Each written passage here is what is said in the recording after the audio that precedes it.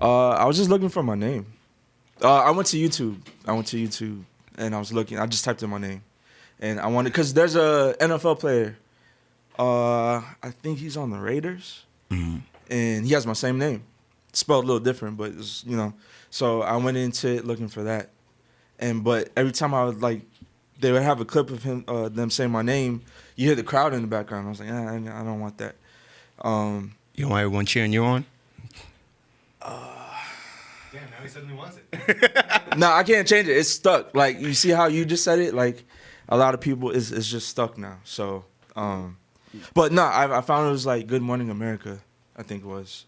And there was a guy that they're interviewing, had my same name, and I just took that little snippet and ran with it ever since. And the rest is history. Yes, sir. Yes, sir. Yes, sir. So, how'd you get into producing? What got you into it? Was it something like you just always been like big fan of music, or? Yeah, I was always a big fan of music, and I felt like I was listening to music a little different, but I didn't really realize it until I was about 12. And what do you mean by listening to music a little different? It's just, I don't know. I just felt like it just made me kind of space out a little bit more than anything. Okay. Like, kind of just get my imagination going. Like, I'd hear a song, and if I really like it, I'd just play it back on a loop in my head for like a week, kind of dissecting it. And I've always been like that. But yeah, it didn't really hit me as something I could do until I was about 12. And then from then I was like, I gotta do this. What was that song that was like, yeah, I wanna produce? It wasn't a song, it was actually an album, which is Justin Timberlake's first album, Justified. Random.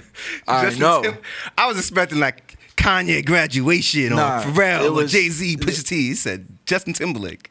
Well, because the Neptunes produced most of that, so it was specifically their tracks that I was like, bro, this is what is this?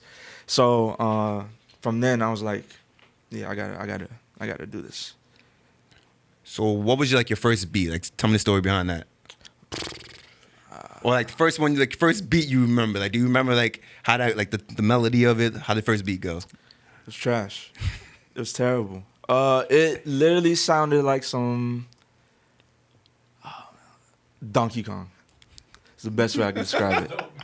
Don't know, like bad Donkey Kong. Like if someone designed the game that was like a Donkey Kong ripoff, and they're like, yeah, put some jungle-ish like Donkey Kong music. It was like Jackass Kong or something. Like it wasn't. It was terrible. It was really bad. Did you play it for anyone? Oh, sorry, go. No. I did. Okay. And they scratched their heads. They're like, "What is this jungle music?" Like they literally said, "What is this jungle music?" And I mean, I was like, I don't know, but I thought it was so dope because it was closer to sounding like the stuff I love. Mm-hmm. So I was pretty geeked, but in retrospect, it was trash. Yeah. When did you start getting the confidence to actually start paying your beats for people? Like, yo, look, listen to this, try to rap on, like. I still don't have the confidence to do that. I just play stuff out loud, and then people are like, I want that. And I'm like, okay. I'm joking. Okay, I was about to say, like, I've been in the studio with you, like, you coming in like the evil genius sometimes when you play your beats. No, yeah, I could get a little cocky sometimes. I try not to, but the confidence, man, I don't know. Maybe like 10 years ago. Was it 20? Yeah, so about probably 10 years ago. Around what grade, age was that? I was probably 29 now, so like 19. Okay. Yeah. I was putting my stuff up on SoundCloud, and I was getting kind of decent feedback, you know, a couple things, a couple comments here and there, decent amount of plays. So I was like, all right, cool. You know, if you start seeing something do well, then it kind of fuels you to keep putting out stuff or whatever. But yeah, I'd say about around that time. And at this point, no one was hopping on the beach yet? You were just putting out the beats? No, I didn't. I wasn't recording. I was just literally in my room just making just SoundCloud. SoundCloud. Just actually, no, I'm lying. Probably about 10th grade. So I did a mixtape with somebody. But after that, you want to shout him out? Or yeah, I don't talk no more. No, yeah, Brian Ratko. He's probably not gonna see this. I'll show it to him or whatever. But yeah, he definitely hooked me up. He got me the software, cracked version of Reason. Mm-hmm. Producers will know what that is. It's a software. But yeah, I started on that, and I'd come home from school, do my homework, kind of, and start making beats. And that was pretty much it. Didn't go outside that much. Just kind of study the craft and whatnot. Oh, so you like once you started, you were one of those people like I'm just here 100%. This is what I Bro, do for fun, I'm not fun, make me happy, make me sad. Yeah, this is what I do. I'm still like that to this day. Cause I don't go out to clubs. I don't do none of that. I don't party. You know, boys be like, oh yeah, we going out. Da, da, da, da. Like, nah, I'm staying home, I'm trying to get this off the ground, basically. So, this is life or death for me, sir.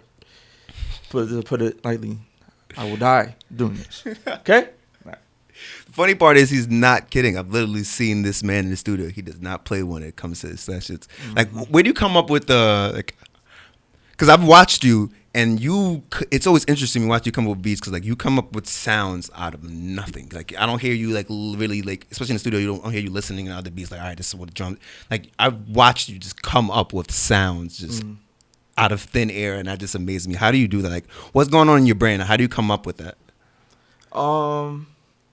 Or is it just natural? Because you said you like, I've always listened to music differently than everyone else. It's just always been natural? Yeah, because like people used to make fun of me because I always have headphones in my ear. But I was always listening to stuff. And basically I'm sponging. Mm-hmm. I'm listening for things that I could use later on, like ideas. And it's like, my brain's like a filing cabinet when it comes to that. So when I'm in producing, I could kind of go back. I'm like, okay, I kind of like how this person did this. What if we use that? Not entirely take it, but, you know, get some inspiration from it and do something. But a lot of times when you see me make beats, I'm just trying to find a good starting point. Mm-hmm. And once I have a good starting point, like a cool sound or a cool chord progression, that kind of tells you what else to do. Like that tells you the next thing that you should put on the beat. At least that's how it is for me when I do I can myself. definitely attest to witnessing the large headphones that he would wear around throughout high school, though. Yeah. Oh yeah, Luke went to school with them. Luke, Yeah. give us like, Yeah. what is your opinion on Corey James going? Like, how was Corey James going to Laser school? gun carrier? That's my dog. Oh man. Oh god. Oh what? Why'd Hold you do on. that? No, Laser gun? Nah. Who is that? Who is that? Luke, he don't want to tell us. What's the laser gun? Nah, bro. I mean, that's the dude I used to interact with on Twitter. I don't see him on there anymore. I don't know if he is. I changed. I couldn't get into that account. Oh, So word? I had to get it, yeah. But I don't really be on Twitter. Stop carrying laser guns too? Yeah. I'm a father now. I can't have that. Well, that's protection. True. No, I got vibranium. We upgraded. Yeah. You know? See, now I'm really curious. Like, was the laser gun like your old Twitter tag or Yeah, something? it was just like, I was just being inspired by the Neptunes. I was just trying to do some dumb shit. Yeah. Because NERD, they have a song called Laser Gun Carrier. Or laser whatever. And I was like, oh, yeah, let me do that. Wow, you don't want to be under them, fall under the Pharrell umbrella? Because I know a lot of like producers are always like, oh yeah, Pharrell is like the one person I always want to like, always emulate it and want to be like. Are you one of those people, or are you sounding more like I want it to be more myself? Or you? Oh yeah, more myself for sure. And over the years, I've really turned into that. Earlier, all producers can attest that like when you start out mimicking who you really like, either if it's like with any art, you're gonna mimic what you art, like. yeah, you're gonna emulate that until you can find your voice. Mm-hmm. And then, I think now I sound like me. You could probably kind of tell the influence from time to time, but the past, I want to say from probably the last 3 years, I really started to sound like myself, if that makes sense. How would you explain your sound? Like, would you be able to explain it? I wouldn't. Probably,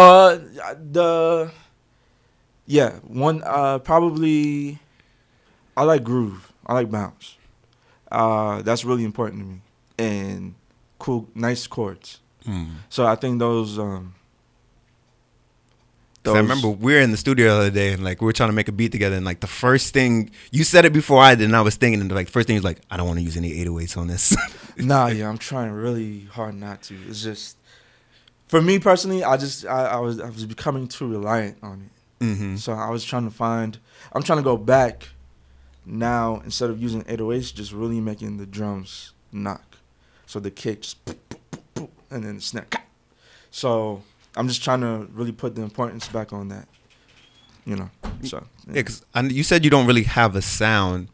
Is it like an active effort to differentiate between like your beats and stuff like you don't? Do you make an active effort to make sure your beats don't all sound like there's not a Corey James sound? No, not necessarily. My main thing is I don't want it to sound generic. Mm-hmm. I don't want it to, because I feel like if you're coming to me for a beat, it should sound different than what you can get from the next dude. Because then it's like, all right, why are you coming to me? You could just go to the next dude. Mm-hmm. You know what I mean? So I tried to like keep the same sonic palette a little bit, but use it in a different way. So like if there's 808s, I'm trying not to use the 808s in the way that most songs would use the 808.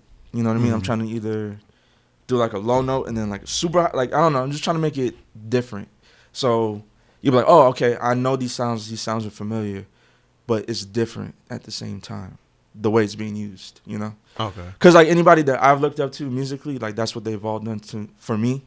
So I try to emulate that from my inspirations. Yeah. Do you have any non-musical things that influence your like the way you make your music, like movies and stuff like that, or is it just the music that like you strictly listen to other different types of music and? Not necessarily. I want to say like I'll do a beat and I won't save it right away because usually when you save it you have to name it, and I won't save it until there's a good point where I can give it a name. And when I name it, I try to name it to where it makes sense, like what the beat sounds like. So like the other day I made this beat, and after I was done with it I was like, what does this sound like? And I'm like, oh, okay, this sounds like Metal Gear Solid 1 specifically. Nice. And I named it Shadow Moses because that's where they were at in terms of the game.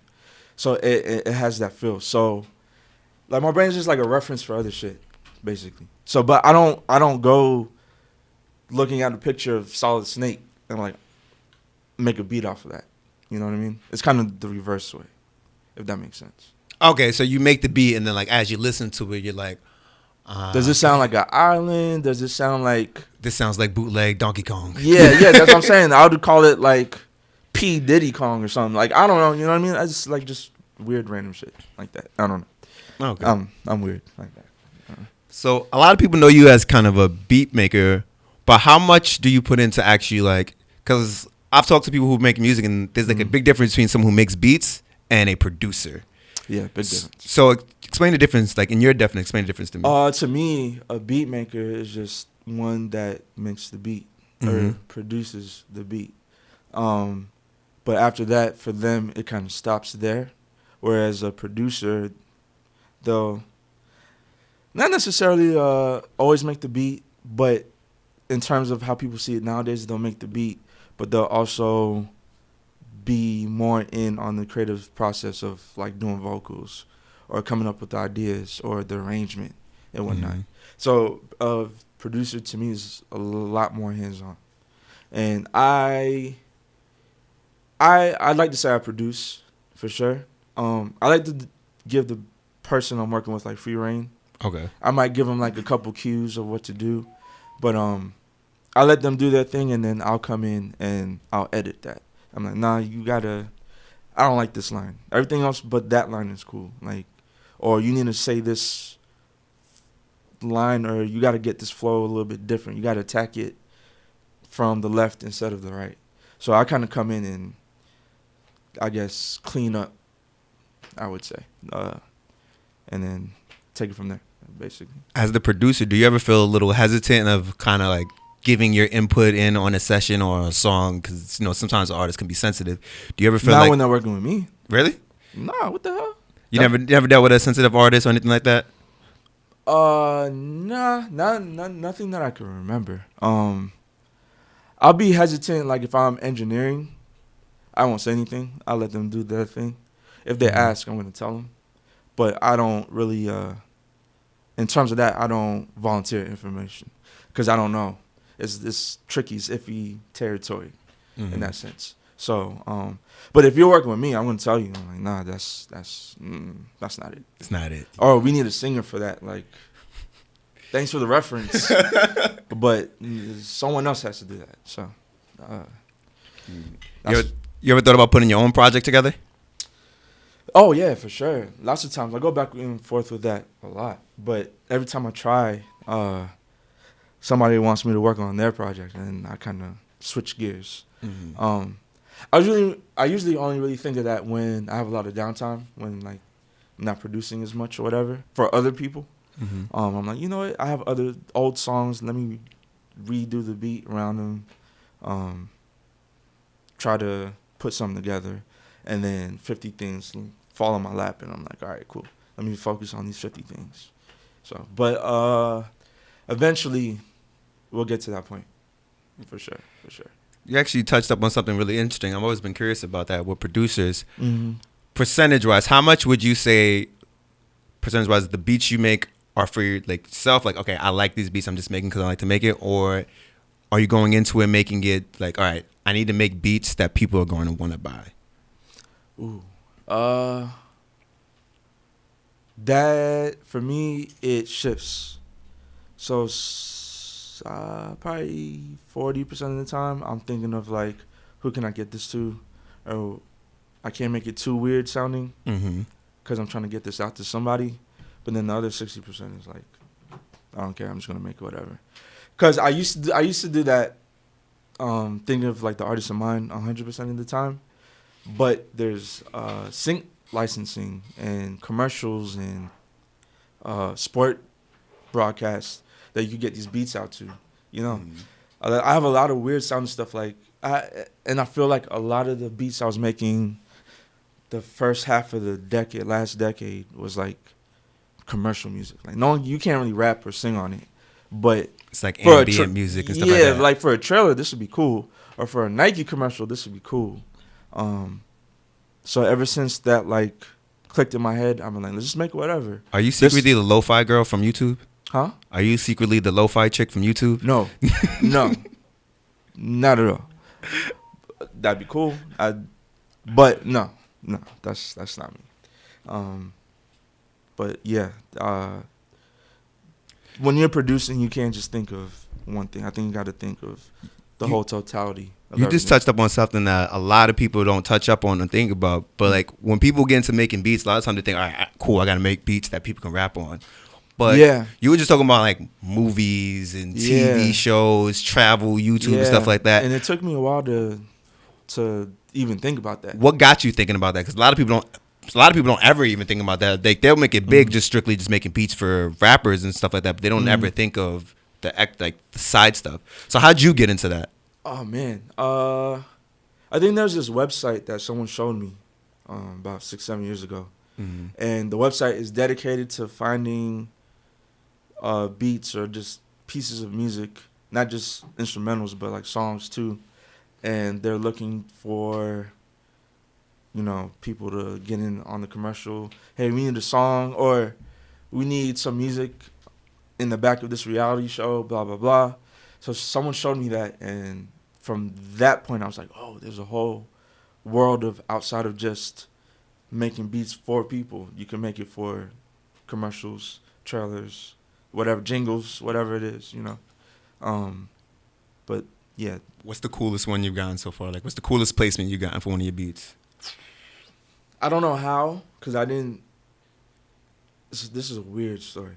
All right, it was like a couple years ago. I was in engineering school, and I have an ASCAP, which is an ASCAP. Oh, okay. You're back. And basically, for those that don't know, that's the agency, I guess you could call it, that puts together your royalties. It keeps track of all your songs, how many times they're played, where they're played at, and they hold it for you, and you get paid. So it's just a big calculator, basically. And I went on it one day just to check, you know, see if my password still worked or whatever, because I think the lesson that we were doing in school we were talking about that, so it made me go on it. And I go on there, and I have like 2 new deals, I guess, or whatever you want to call it. And my name. So it makes the deals without even like, as long as you put it up there, people Like can you choose- gotta register it. Okay, but as long as it's registered up there, anyone can just like pay whatever the fee is. And Yeah, exactly. So Okay. it keeps, like, say if I do a commercial, and the commercial runs, it's a 30-second commercial. They're using my music in the background for the whole 30 seconds, and that commercial comes on 15 times a day on a specific channel or whatever channel. Just it comes on, it accumulates, it keeps track. So 30 seconds, you get like $7, whatever it is, and it adds it all up, and then you get a big payout, either like the first of the month or whatever their payment schedule is. So basically, just it holds all that money for you. But I went on there. I had 2 new registrations that went through, and that I didn't do. But one was for a beat was on Bad Girls Club, Okay, and that's big. Keeping Up with the Kardashians. Oh, So I don't know who did it. Thank you. But yeah, it was weird. So maybe I did it and I don't remember. But have you ever seen like the footage of when it was used? nah, it's hard to find. It's very hard to find. I think it was like they tell you the season number, like the name of the episode and all that. I think Bad Girls Club was like season 12, episode 3 or so. I don't know. It was some random. I tried to look for it, but I couldn't find it. But yeah, And- that was on there. And you didn't have to do nothing except just register to this website, upload your shit on there, and then Yeah, but that's the thing. I don't know. I don't remember doing it. I don't know who did it, but my name is on there. you don't remember submitting the beat, nothing. Nah. It wasn't like a school assignment. You just popped up. No. It's the craziest thing. I honestly I don't know. See, this But is, I got the money, so this is the exact Thank you. reason why I tell everyone it don't matter. Upload your shit. you gotta Just upload. upload You have it. to upload. You have to upload. Fuck the results, good or bad. Just put it out there. Please talk on that, because a lot of people like to like cling on, like they'll make music for like a year, 2 years straight, got hard drives worth of music, and just hold on to it for so long, up to the point where they're like, oh, now it's old, even though no one's ever heard of it. They're like, now it's old. That's the problem. I've seen it over and over. I'll do a song with somebody. They got a bar about what's happening currently around that time. And they hold on to the song so long that they can't even put it out because that bar is old. Like, I remember somebody said something about, like, LeBron James when he was still on the Heat. They ain't never dropped that song. They can't drop that song now. I mean, it's like, damn near retired. You know what I mean? So, it's like, you just got to put it out. Just put it out. Do you ever have that issue? Like, has everyone ever put out a beat that was like 5 years ago? You just happened to play it in front of someone and they liked it, or something like that? All the time. I feel like a lot of my stuff is from years past. Like, I'll show somebody a beat. I'm like, yeah, this is from 6 years ago. And then I might have to, like, kind of uplift certain parts or, you know, kind of enhance the beat, modernize it a little bit. But a majority of the time, I'm just, here's the beat from 2017. Oop, there you go. Oop, there it is. So that's why it's important you don't delete anything. Don't delete. Don't ever delete. How many hard drives you got? At this point, you said you're 10 years into it, at least professionally, so you must got like... Oh, man.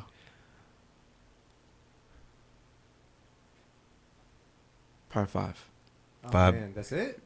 Yeah. That's, How big yeah. are they, though? Hold on, let's give them square. How big are the hard drives? I got 2 500 gigs. I got memory cards bigger than that. Shut up. I got 2 500 gigs. I got 2 1 terabyte, and then I got another 500. And then I think that's it. That's 4.5 terabytes. Yeah. I'm not making that much. I mean, you know what I mean? It's like, jeez.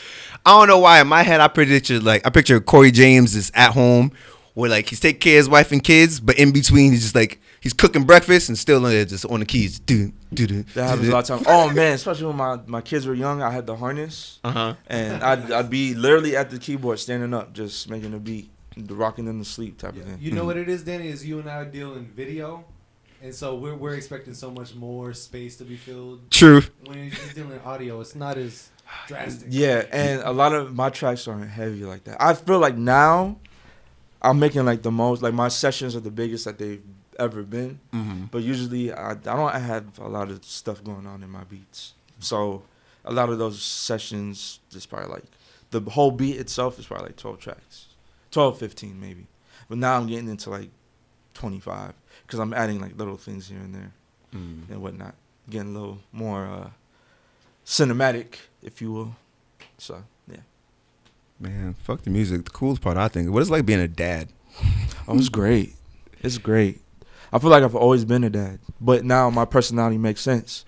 So I'm like, oh yeah, that dude, yeah, he's cheesy. But now I'm dad. I'm, oh, okay, you get a pass because You do seem like dad. you've always made the dad jokes. They weren't dad jokes. Those are just jokes you thought yeah, were yeah, hilarious. yeah. They're like, man, they be like, man, shut your dumb ass up. Yeah, but yeah, no, being a dad is awesome. My kids How long have you been a dad?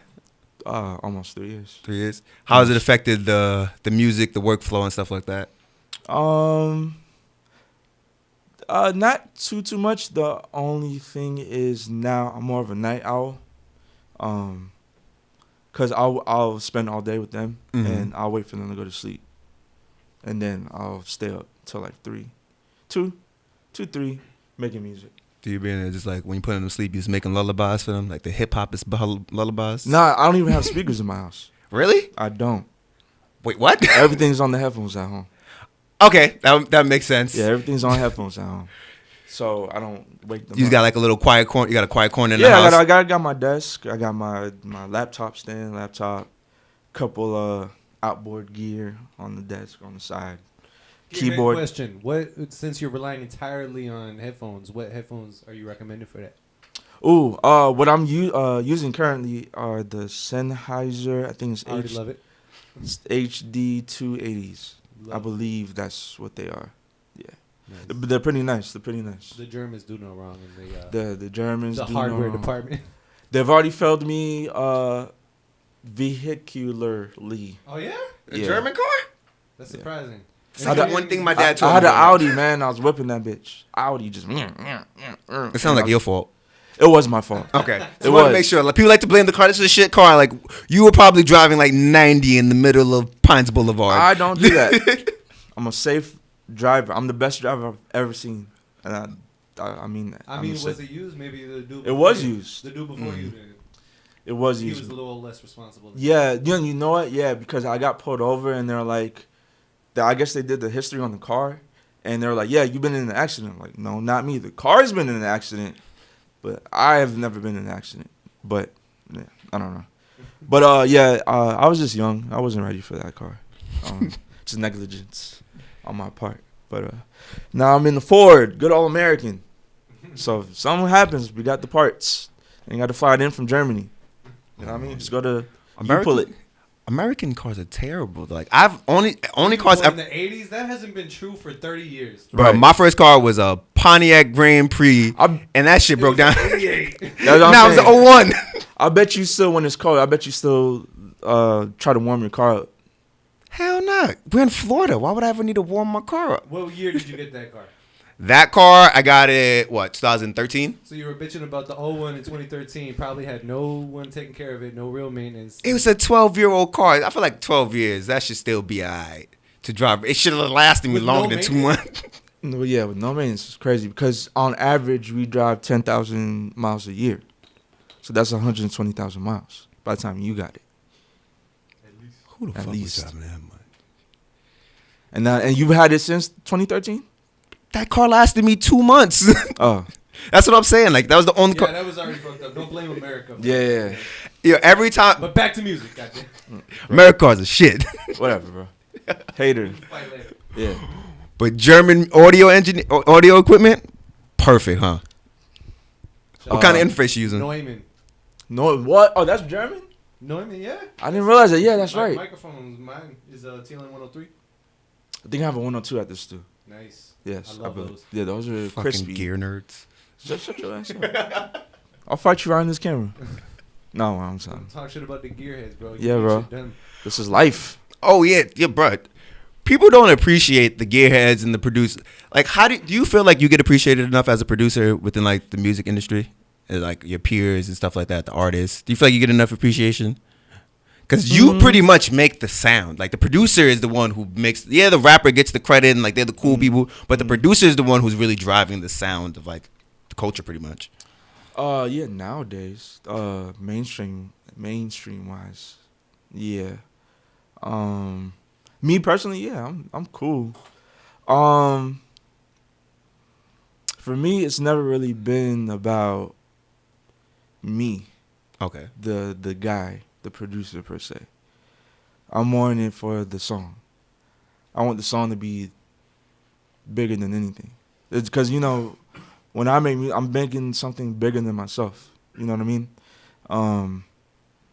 I do want my credit and stuff like that. Like, oh yeah, who did that? Okay, it was me. Okay, cool. Like, I'm cool off that. That's why I always say, for me, being nominated for a Grammy would mean more than winning the Grammy, because then that just shows that what I'm doing is cutting through. That those guys, they have to pay attention. You know what I mean? Mm-hmm. So yeah, I'm not a big guy on like, oh yeah, you. Nah, I want the song to do that, rather than being like, yo, that song's dope. Like, what is that? What? You know what I mean? Rather than me. But that's just me. I don't know. So Maybe it'll change. what's the ultimate goal with all of this for Corey James? Like, in an ideal world, if everything went exactly how you wanted it to go for your career, where do you see Corey James when he's like 45? Oh, same thing. Just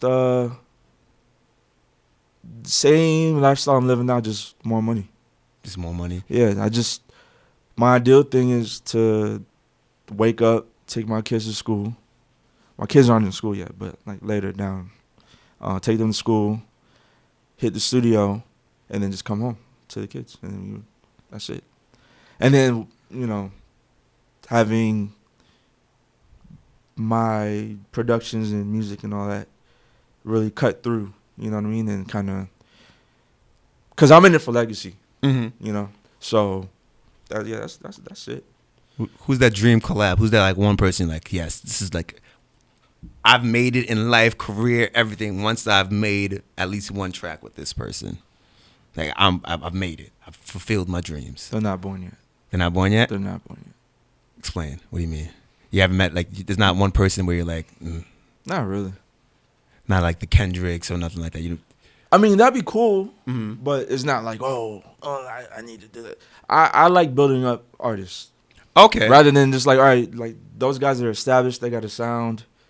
I like helping people find their sound and kind of creating something from scratch. Oh, you know. So that's the goal. Is you would Yeah. would you say like by the time like you're all done with this, you would have wanted to build up as many artists as you possibly could? Yeah, that's fun, man. That's fun as hell. Cause it's like, and again, up until this point, that's all I know. I haven't worked with anybody, I guess, as you're saying that. You know what I mean? So I was like, even if it's guys like Dej or whatever, like just giving directions, like, all right, this is what you want to do. Okay, I see that, but what if you do it like this? Or what if you, think of it this way? And opening minds, having their minds wide. Hear you. Shameless plug. I'm into that, so which you're now watching. Minds wide. But yeah, that's the fun part for me.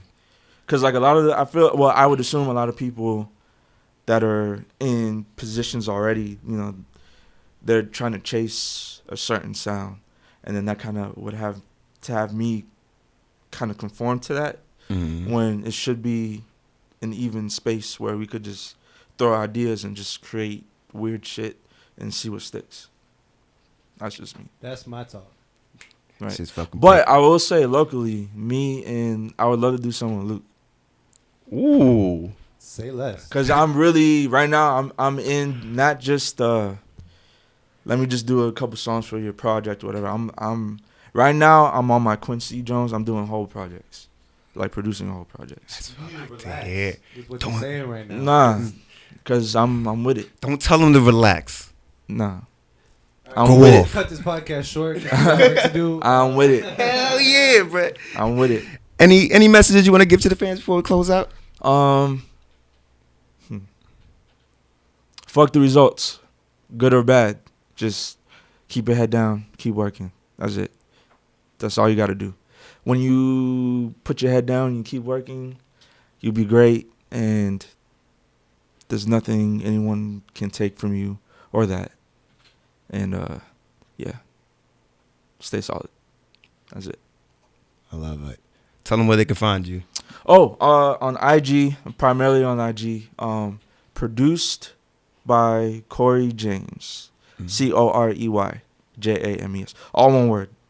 All together. Just Let them know where they can find them beat packs too, if you got them out. ooh, just hit me up on IG. And we'll see what we can do. We'll make something happen. We'll negotiate. Hell yeah. Yeah. And I got beats on IG as well, so that's kind of my portfolio. Quote unquote. Peep the gram. Peep the gram. Hell yeah. Link in bio. Link in bio.